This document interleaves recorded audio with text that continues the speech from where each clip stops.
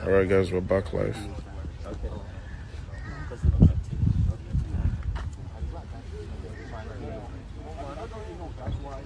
So sorry, the other session expired, but we're back live right now.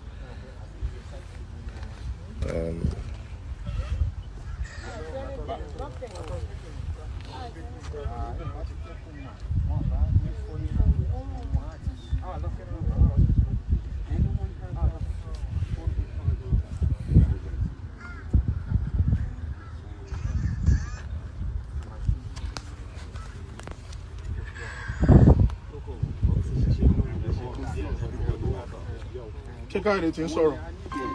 What's in sorrow? It's on. Okay, he's talking now. Okay, we'll try not to batch you. This is the family. Onika be for Abu. She's not gonna take it, not right now.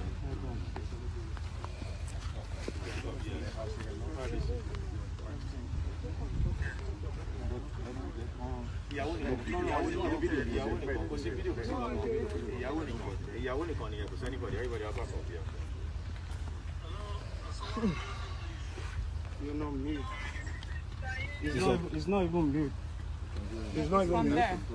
Right. We can hear you. Okay. Just keep it on. Keep your side on mute, please.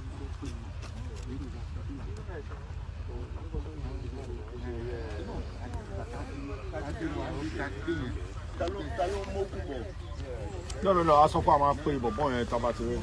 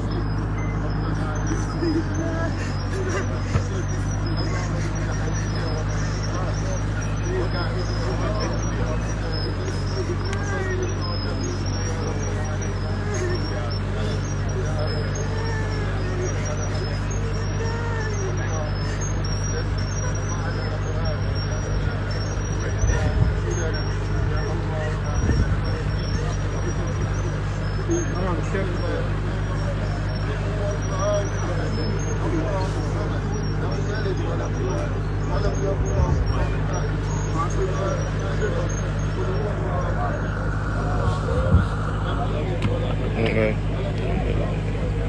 Bismillahirrahmanirrahim.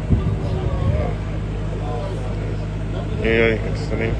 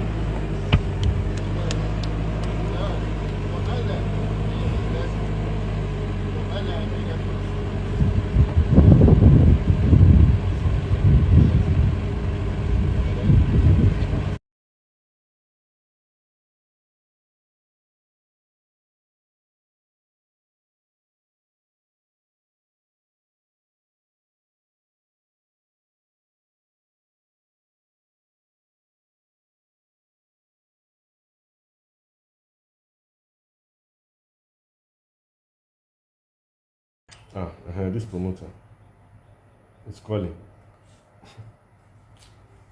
Hello? Yeah, guy. I go need like 2 extra rooms for my. Hello? For the show. Hello? Yeah. You cancel the show. Yeah. Why? You cancel the show. Yeah. I shouldn't tell you. Yeah. What should I do? I should refund the upfront. Eh? You're breaking. You're breaking. Hello? My daddy has traveled. He has traveled. Ashiramo. Ashiramo. Refund.